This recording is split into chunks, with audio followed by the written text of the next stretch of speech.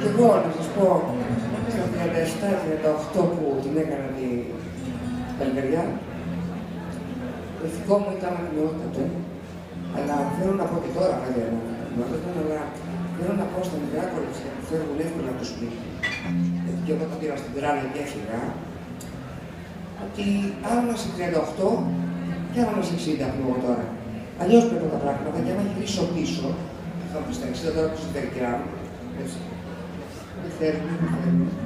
Αν γύρισα πίσω στα 38, δεν θα την έκανα την κουλτουρά.